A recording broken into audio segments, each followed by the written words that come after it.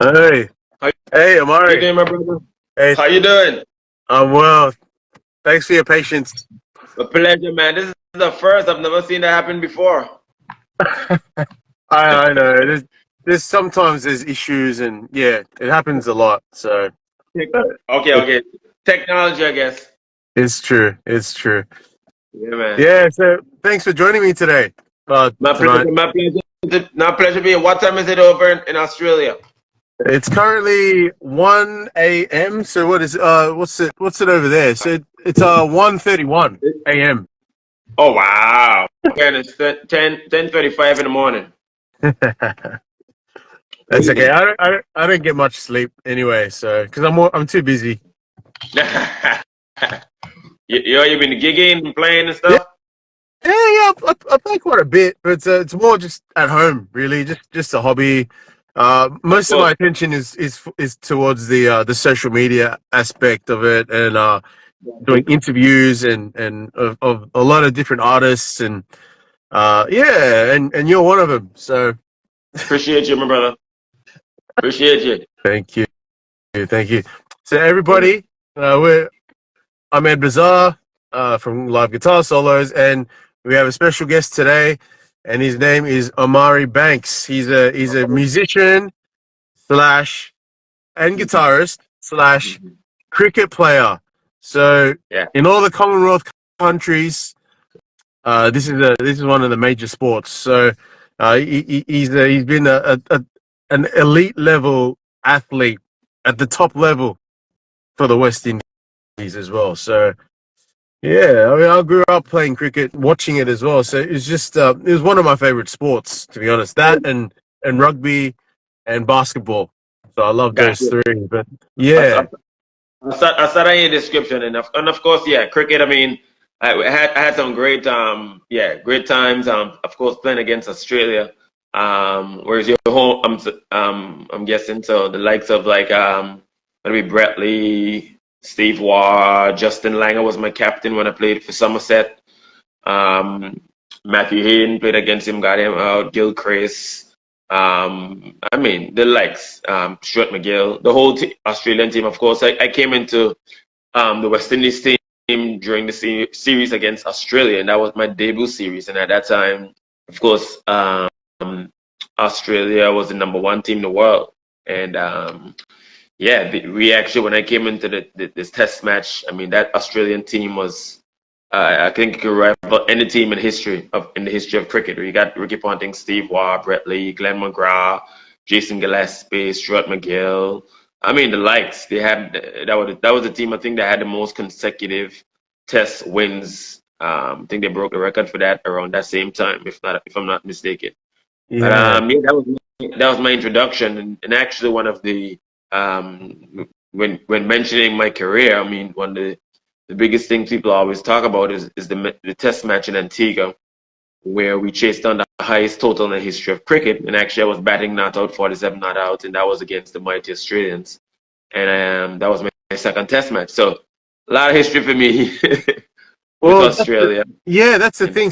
That was 2003. So I mean, I was 17, turning 18, and I just started at the Australian Institute of Music, so studying music, and I because I and that was my focus at that time. So I didn't even know about this tour, but I was watching cricket for years, all day, every day of a test match. I mean, I was just that dedicated to it. I wanted to be Glenn McGrath, basically. That's So you're a fast bowler then? Oh yeah, yeah. I'm 6'4", so like, I've got a bit of height Oh on me. wow! So Oh, yeah, that's why I followed, like, obviously him, Alan Donald, Courtney Walsh, Ambrose, all these guys I grew up watching. Um, yeah.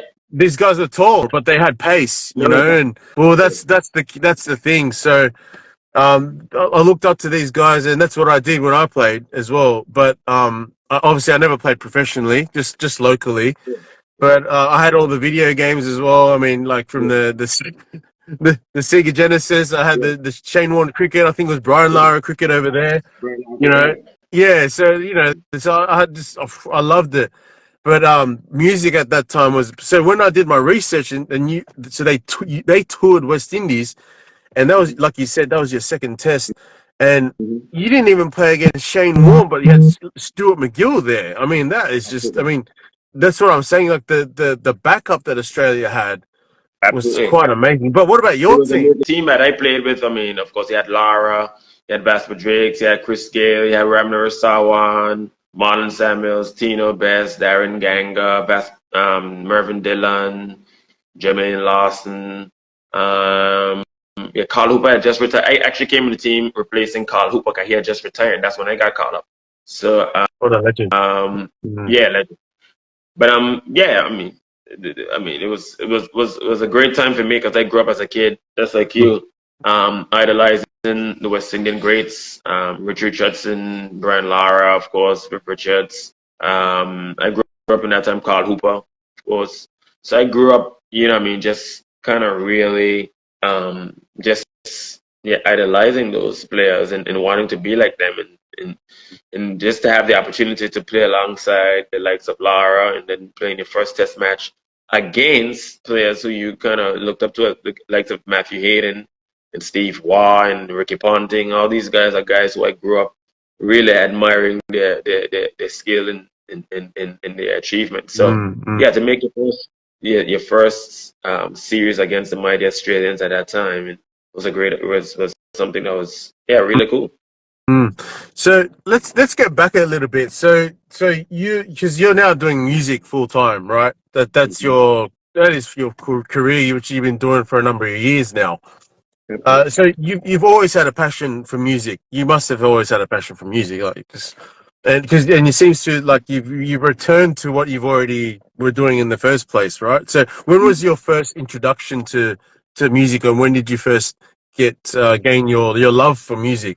So really, my introduction was from birth. My dad is an artist. He's kind of internationally known and known throughout the region as one of the founders of reggae music, and definitely in the Eastern Caribbean. And so I grew up in an environment where music was always around, and my dad actually would have band practice beneath my bedroom.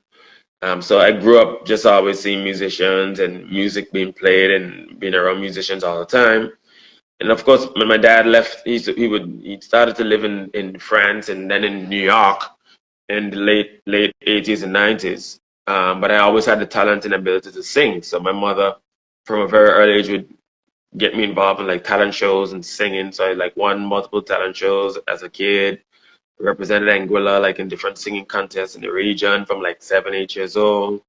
But then at the age of 8, 9 is when I started to play music. But I never got far from to play cricket. But I never got far from my musical side because that was from inception. Because in the sense that, I mean, as a kid, my mother actually did a baby book for me, and my favorite toys was a ball, a bat, and a guitar. It's the same thing to this day. Never did anything different. But yeah, I mean, I always had a passion for music. I mean, although I pursued cricket, I mean, cricket was something which became an obsession at that time. But music is something that I could always just do. As a kid, I learned, my aunt actually taught me my first chords on the guitar, C, G, and F, as a kid. And then I had this guitar book that I just delved into it, and I just learned a lot of different chords. So much so that even when I finished high school at the age of like 16, 17 years old, the whole thing was I wanted to be a professional cricketer, but I could sing and play, and I would always be singing in school. Everybody knew me to be singing and playing in school, but at that time, in my head, it was just for fun. My music teacher just wanted me to pursue music, but it was all cricket. But my first job when I finished school was actually singing and playing in hotels. So basically, what I would do is, for 3 to 4 nights out of the week, I would get my guitar, sing and play, and then I would train all day cricket. So I had the ability. I didn't have to go work an office job where I couldn't train or whatever. I would go practice my cricket, travel. It was loose enough that whenever I needed to travel, I just tell them, hey, I got to go away, do what I got to do, play for 2 hours in the night, and then I practice in the day. So music was always something that was there, which was able to facilitate whatever career choices I was doing at that time. Of course, at that time, cricket, And when I got to the, I was known to be like the cricketer who would always carry his guitar and tour. I was in India or Australia or in the Caribbean playing to leewards or whatever. I would just take my guitar and play. The girls love it if you're in your room and you're jamming on the guitar too, so it was fun. So I just love to play. At that time, I wasn't as serious as much of a lead guitarist, but I was definitely competent enough cards playing that accompany my singing and that kind of stuff. So from very early age, I was playing in bands in high school, but for fun. It never. I made sure that I'd never gotten away from my cricket, but it was always something that I would do because yeah, I mean yeah, I could do it. I should say. Well, so you're okay. So you're about what 16, 17. You finished school, Yeah. and yeah. So not too long after that, you're in the top level of cricket for the West Indies team, international. I mean, playing test matches. Like, what was the sort of trajectory with that? You were probably playing club cricket at the time, right? What was your sort of led to your entrance in the national team? So, so what I missed out all of that is that I dedicated myself solely and mentally towards becoming an international cricketer from age of 9 years old. It was a dream, and so I sacrificed going on. Even mentioned like school music trips. I remember when they wanted me to go to Philadelphia or whatever. And my uncle was a big supporter of mine. And he was involved in cricket administration. I would beg him to beg my mom to no, I can't go on this music trip because I got to go and play cricket. And I mean, I wasn't gonna go anyhow because I was so laser focused on that. But in terms of trajectory, from a very early age, I always understood that to play for West Indies, like any sport at that level, you've got to be hitting the markers at different at age groups. So it was always part of the age group cricket in the Caribbean. So whether it's West Indies under 19s, under 15s, in that kind of stuff, I was always at the top of the young players in the region. So at the age of 17 years old, I made my first class debut actually in Leicestershire because Leicestershire came to Anguilla when I was about 14, 15 years old. They saw me and they invited me to be a part, just to come over and train. They would put me up in a home over there and then I'll train with a professional team, then play club cricket at the weekend. So from 14, 15 years old, I was in a professional environment.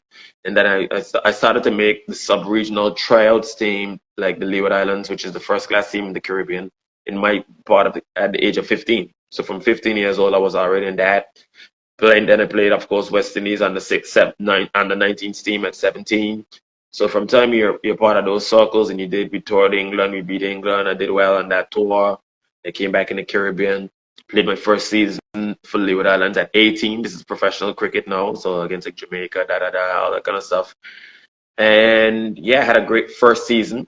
So my first season was at 18. I had a great first season and was feeling good. My second season at 19 wasn't as great. And then my third season, I really broke out. This was now 20. So, I mean, at 20 years old, I was already played my third season of professional cricket. And that's when I got selected for West Indies team. So, I mean, a lot of practice, a lot of dedication. And of course, you can imagine me at 20 years old, the first Angolan to play international cricket for the West Indies cricket team. That was a huge thing on my island. And yeah, just I hope in some way I think I inspired the other cricketers at that time, and a number of them went on to play professional cricket. Only one went on to play another international match like myself, but inspired a whole generation at that time to really take the game seriously and really go out there and you know what I mean do the thing in sports, and I'm really proud of that. That's great.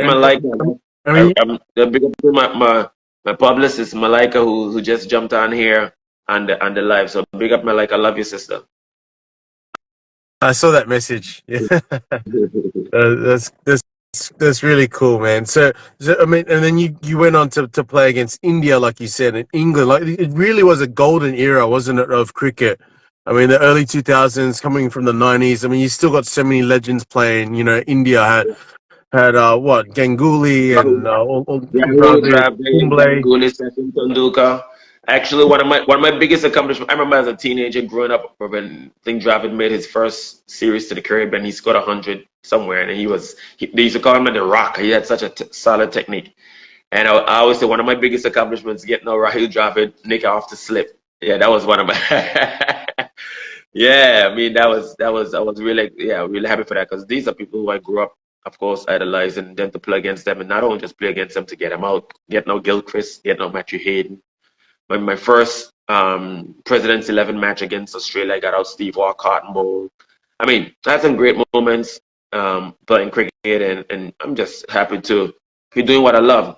Knowing that I'm doing like music, I guess I said people say you what should I say? You get one shot at I got two shots. I got cricket and I got music, so I feel blessed. Yeah, that's so good. Like, and really, your cricket career, your international career, wasn't really that long. But I wouldn't say like you did terribly. Like, I mean, you were an all rounder, right? So you did both. You scored a 50 in a couple of games. Since And your debut. So I mean. well, in Yeah, I a mean, your best first class bowling, right? You got 7 wickets, right? I absolutely, mean, that's what I'm absolutely. saying. So, why didn't I mean, I'm not sure there's a lot of competition, but did you sort of decide not to play No, international? no. So I mean, it's a kind of a complex story, and complex in the sense that one, I played professional cricket for 12 years. And if I'm being brutally honest, there was a lot of, even at that time, of course, there was politics, and there was a lot that was going on around West Indies cricket, even administration wise, when it comes to, they had issues with, I remember at the time, I don't know if you remember, with the different sponsorship, whatever it was at the time, was like a cable and wireless and Digicel were competing sponsors. And at one point I got mixed up into that because we had players, I was contracted to Digicel, that I was contracted, I'm not Digicel, to cable and wireless. And then Digicel was the new owners, and then they had to buy out the contracts, and then they had certain players could go, and then, and when I got selected totally based on merit. But I think, and because this was before that happened, but then when I got selected, they had all that whole thing, and I think at one point in time I got on the wrong side of what was happening, and then that was one part of it. But so the long and short of the story is the last match I played for West Indies team, I was the man of the match. So I don't think there's anything else I need to say more than that. So I played 10 test matches. I got 29 test wickets, scoring half centuries against Muralitharan, 47 not out against against Australia. So I had a great time playing international cricket. And at the age of maybe like 25, 26, I went over to England. I played 3 seasons, 2 seasons with Somerset, because I just was tired of the politics in the Caribbean and that kind of thing. And then when I came back to play cricket in the Caribbean, of course, I was captain of the Leeward Islands team. Played a couple of seasons, and then I just decided after things were not really kind of panning out the way how I would have expected it after having such a great start, and then at some levels probably having the performances which I believe that warranted me to be around the circles of being in the team and that kind of thing. I just thought it would be better to focus my energy towards something which I could have a bit more control of. And that's how I saw it in a nutshell. At 29 years old, I thought that maybe 4 or 5 years of my career went in a direction where I was, I mean, muddled with so much other thing that was going on, which was not in my control. And I wanted to, at 29, 30 years old, you start to look at your life a little different. I mean, I was thinking about having a kid. I mean, was just about to get married, and at that time, and then I was saying to myself, hey, I need to make decisions which I think that can have a bit of longevity to it. And I did that. I think I retired at cricket when people thought I was crazy, because at that time, you gotta understand, being the first Anguillian play cricket for West Indies, I was a captain of Leewards when I kind of retired and that kind of thing. So I just decided to move on and focus my time into my guitar. And 13 years later, I'm really happy with that, and I'm at peace with that decision, definitely 100%, because I was able to get 5, 6 years jump start on everything else that I wanted to do. And cricket is something, even at 30 years old, you got about 5, 6 more years. I mean, of course, I could have stuck around the game and maybe do commentary, do coaching, whatever. But I don't think that that was something which I necessarily wanted to do. I mean, I coached and I helped kids while I was playing cricket. I would come back and coach in the schools and stuff, but I didn't want to be a career coach after retiring. I think the kind of personality that I am, I think I'm very philosophical. I'm a thinker, and I have a kind of different ideas and views which I believe, which I think I'm more focused towards making an impact on the world through what I'm saying and what I'm doing, not just through entertainment. And that's kind of the irony of what I do, because a lot of people look at music as entertainment, but for me, it's not necessarily about entertainment. It's more like a spiritual connection. It's about what I'm saying in my music. It's about how my music connects with people and how it influences lives, and how what I'm thinking and what I do, how it makes people feel. And in sports, you can get on high, but in a lot of ways, sometimes it's almost like a distraction from what's really going on around us. So in music, I think music can be a good distraction, and sometimes it's not just if you do it with the right morale behind it. You can, if you do it in the right way, you can really touch people's lives and make them be think about what they're doing and just be introspective. And that's why I love music, man. I think it gives me a second just a drive at life. It's never ending. You can play music till it's time for you to transition on, and that's the beauty of it. Yeah, when I play the guitar, every day it's a challenge. Every day it's something new that I can learn. So in a crazy, kind of funny way, it's almost like sports forever. You know what I mean? But you can sometimes slow down and have that same kind of satisfaction you get when you're playing in an arena, I should say. Well, arena of sports. Yeah. And I'll just sort of going back a little bit. I mean, from where when you were saying about your international career. I mean, because I was looking at your stats, man, and I was like, I can't understand why you played such few games, but you sort of shed light on that. And so you definitely were. I saw videos of you. I mean, definitely a great talent in your field, and your dedication to that. Obviously, you've now transferred to your music now, so I mean, your dedication, your drive, and that's it. Like you said, they're both entertainment in a way, but you really, you're right in terms of an actual message and how you can affect people. It's like it's a form, more of a form of expression to the music aspect rather than just sports, where it's more just there's a sort of a community thing, there's a team thing, but it's focused on self a lot more than the music is more about reaching other people and finding common ground, and it's much deeper than that, I'd say. Absolutely. I mean, in a way, music is very social, as I said before. I mean, sports is social when you're playing. As I said before, you can get a lot of lessons from sports, absolutely. But as I always tell people, within the construct of a team and in the professional game, there is a hierarchy. There is a hierarchy in sports which you have to follow, and if you don't follow that hierarchy, and as I said, big up to Ernie. If you don't follow that, or if you don't operate within the guidelines, and there are parameters, whether it be a team or whether it be the administration who run the game or whatever. If you don't operate with that, somebody can select you or they cannot select you. In music, what I'm playing for one person, 5 person, 500 or 5,000, you can make a change. And I know when I play music, if I play well, whether it's a big audience or a small audience, I feel great. And that's the thing about music, which I really love. I really love playing music. I'm home right now, and if I'm not on this call, I have my guitar. I'm opening my brain. I'm listening to other music. I'm listening to whatever I can use to kind of inspire myself, and I just love it. And that's the thing that music does. It's a constant what I say, learning curve, and it's constant about growth, and you can really make people feel a certain way. And it's although at some levels it can be just about the hype and the bravado, but when it comes to musicians and people who play music, you can get three people in a room, and you can feel so happy just doing what you love. And I love to do it. That's the truth. It's a great feeling. Absolutely. Now your music is you you are doing guitar solos though. I saw a video of you playing. I saw like a 1 minute solo on your Instagram, and I was like, it's pretty good. It's like because I'm all about melody personally. You know, I love like Carlos Santana and all these. You know, they're more like melodic, Yeah, and that's what's always sort of drew me to that sort of of playing, course. as opposed to all the fast stuff, which I love.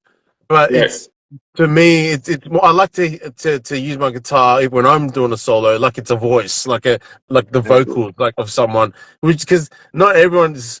Someone could have the most simple melody and it has a strong effect, just as much as someone playing a million notes in a minute. You know. So you you said before you were playing more chords and Yeah, sort of just jamming around, yeah. but then now you're starting to do Yeah. solos. So What? what was the progression there? Yeah, check out some of my stuff. I mean, I've long past the just chord stuff. So if you check out my page, you'll see I do a lot more than just chords now. I mean, I'm a lead solo guitarist. All my guitar work on my albums, I do them lead rhythm. You know what I mean? And I'm into jazz, blues, and all that kind of stuff. Rock, all that kind of good stuff. So yeah, that's what I do. And I market myself as singer songwriter, guitar player. So yeah, I mean, I love to do that. I check out guys from where from same guys you mentioned from whether it's from Josh Benson to Lee Ritenour to Carlos Santana to Neil Sean to Steve Lukather to Wes Montgomery to I'm in on the whole thing, even like the modern guys to like Isaiah Shockey, Eric Gales. I'm all into that kind of stuff, listen to it, play it, and I'm heavily influenced in terms of jazz and harmony and altered harmony and all that stuff. So check out some of my stuff. Yeah. You'll see that I'm definitely into that kind of stuff. Mm. And it's been a learning curve. And as I said before, when I got into music full time, I kind of tell myself I don't want to be just a singer songwriter guitar player like who just play rhythm and check it, this kind of stuff.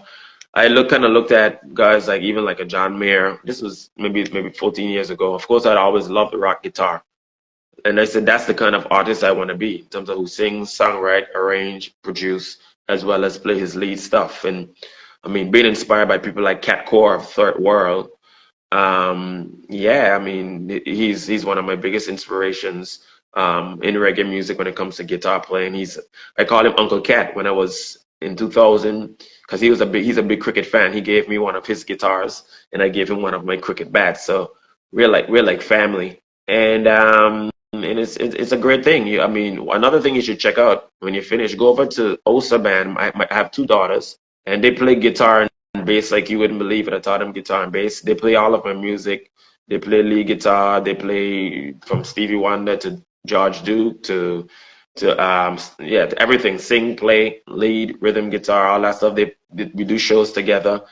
So yeah, as you can imagine, guitar is a big part of my life, and it's a big part of my kids' life. And just to be able to impart that kind of knowledge on them, because I promise you, if you see my daughters play, you'll get it one time. Yeah. Yeah, so that's the thing. So because that's what I love about your music, because it's got guitar solos all through. Yeah. I mean, that's what I love. Because not all reggae bands will have as probably as much as you have that I've heard of. Anyway, like Absolutely. I don't believe I heard many. I don't know. The Third World had many guitar solos. I don't know. Like Not not a lot, but they were yeah, enough to make Catcore stand out because he was the one kind of doing that kind of stuff. Because yeah, Catcore is he at that time he was in his tone and his touch and that kind of stuff is amazing. But maybe not all of the music, but he was definitely the forerunner when it came to guitar and reggae music. Of course, him, Al Anderson, who played with Bob Marley and Peter Tosh and that kind of thing. But I mean, yeah, these are like legends. And actually, the lead guitarist right now for the Wailers is actually one of the people who actually really helped me out, taught me because he played guitar for my dad. His name is Junior Jazz. He's heavily influenced in jazz as well. He taught me the cage system many years ago.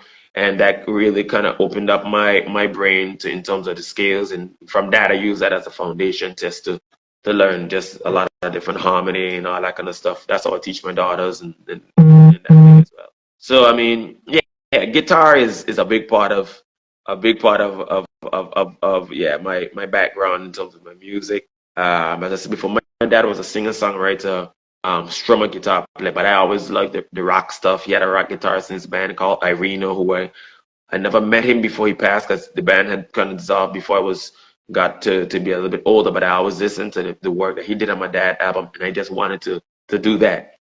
So when I got into guitar, yeah, I mean, I play all his lines and all that kind of stuff. So yeah, I mean, that's a big part. If you come to my house, I mean, all you're gonna see is guitars and every shit. This is just a couple of them. This is my daughter's bass. That's mine. That's my youngest daughter's guitar. PRS. Yeah, this company actually sponsors me guitars, the Angelico. So I got quite a few guitars. Yeah, that's literally just what's out. And there's always a guitar.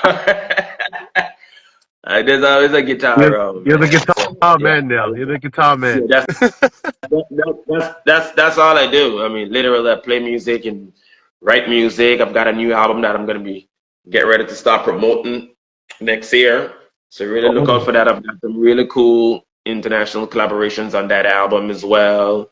A lot of guitar on it. Of course, I have a singer-songwriter background, so of course that will be a part of it. So songs with the guitar solos involved in it. And in my music, I've always said reggae music is a bit of it, but it's a lot more than that. I've been inspired by so many different genres, baby, blues, rock, jazz, funk.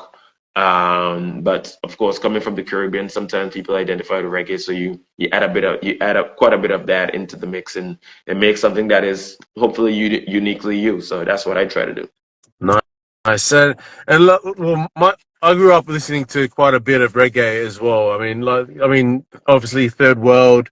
I mean, so influential. There's something about Third World that I always believed they had some amazing riffs and bass lines, like just.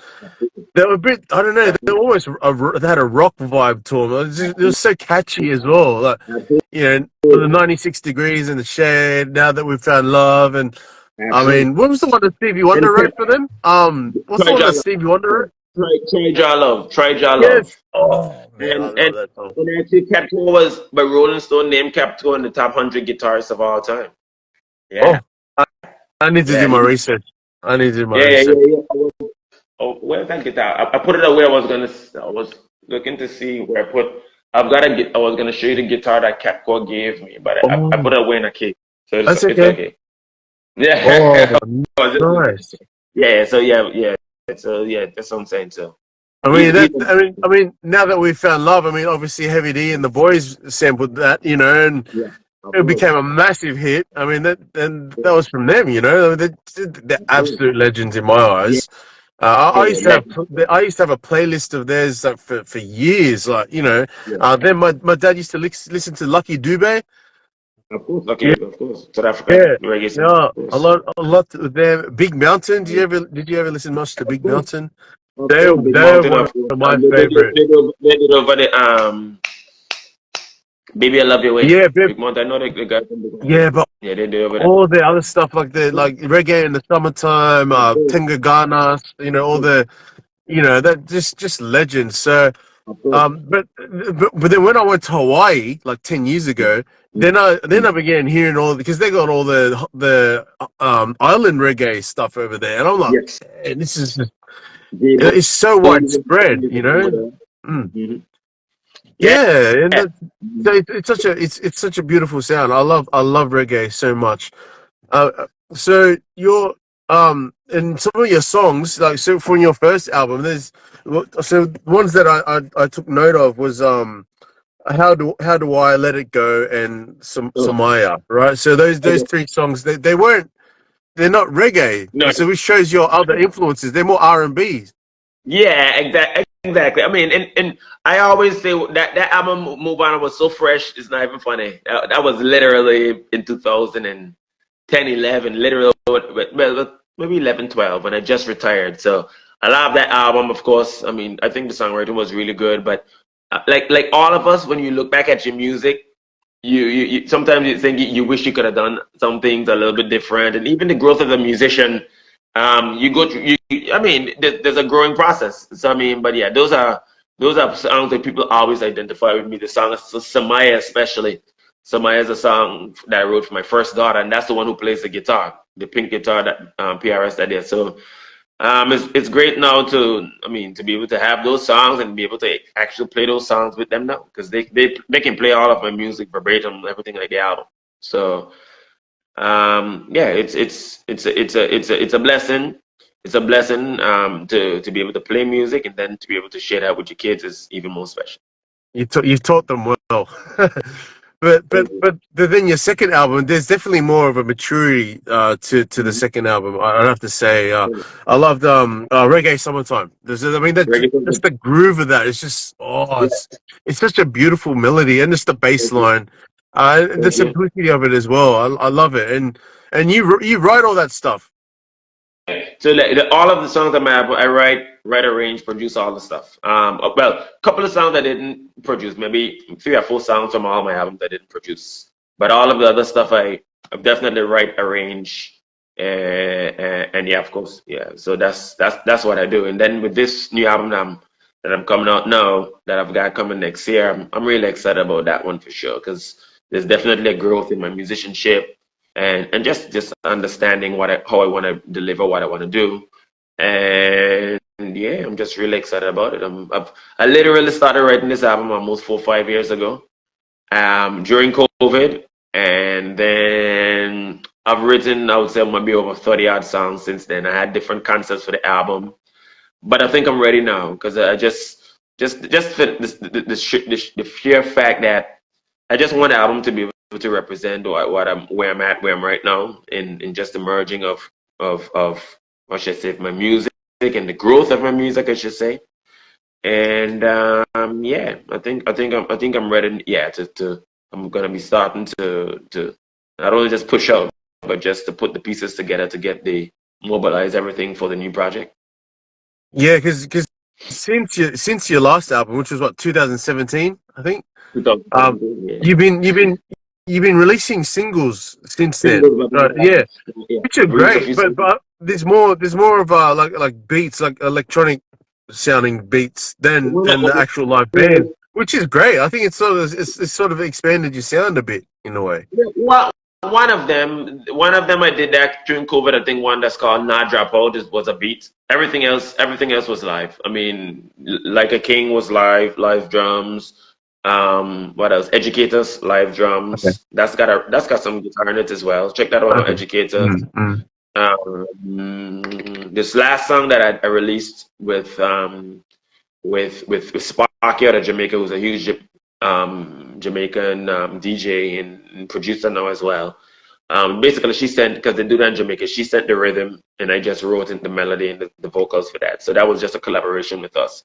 But the songs that I released independently, that song, which beat I think you heard, which was Not Drop Out, was the first song I've ever did like that. Because everything I always kind of more focus on live drums, live instrumentation, and that kind of stuff. But yeah, I mean, I think music is such, and especially where I'm going with, and where I'm at right now.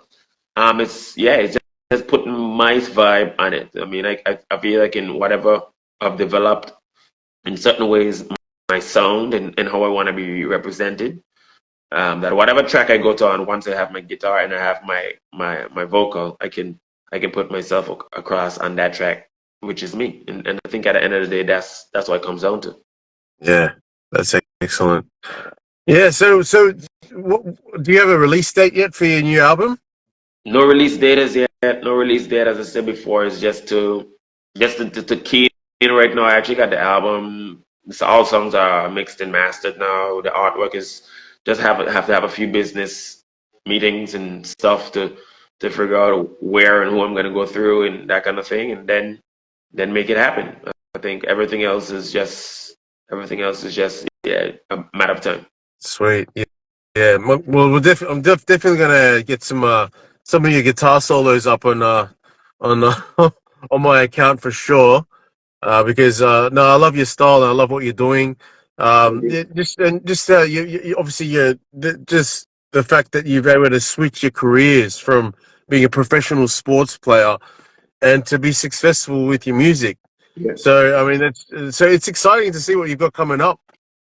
Thank you, my brother. I really appreciate that, and it's an honor. I mean, I'm looking forward to come to Australia. So make sure when their album comes out, spread the word in Australia. I gotta speak to some agents there to make sure that I come over and tour because I think I'm really excited to really get out there. I mean, this last past summer I did shows in the US and the UK, and I'm really excited to continue. We did like New York City, did California, Philadelphia, Virginia, North Carolina. Did quite a few stuff. Was out for about 3 months, and then in the UK I did London, Birmingham, Bristol. Did some shows there. So I'll send you a few videos when on Instagram when we finish. And yeah, For sure, for sure. So were you playing club gigs or like in yeah, those places? yeah, club. I mean, I did some club gigs over there. So the stuff I did was club gigs, but I toured over Europe with Mark and Heritage, which is they won the Grammy for reggae music. I toured Europe with them in 2014-15. So I've been over there before. Plus my second album, Sunlight, I actually did a release concert in London. But this was the first time since 2018 I was back over in the UK. So I did like club gigs in London, club gig in Bristol, club gig in Birmingham. So yeah. Nice. Yeah. If you do come to Australia, to Sydney, I'm in Sydney, so Yeah. maybe we'll have a jam. Maybe we'll have a jam. Maybe Of we'll course. write something. Definitely. Down. Down, down, down, down. Let's do Ready. it. I'm waiting, but I'm looking forward to your new release. For sure, I'll Love. spread the word out as well. As soon as it's out, I'll stay tuned. I'll keep posted. You keep us posted, obviously, and then Of course. yeah, I'll take note of that. And I'm excited for you, man. But look, thanks for joining me today. I really appreciate the chat. For showing me your guitar collection, maybe just a snippet of Well, it. I was just gonna say just a snippet of it, because trust me, there's a lot more. But yeah. So, but yeah. But well, thank you. We'll talk again soon. Love and respect, brother. Bye bye. Cool.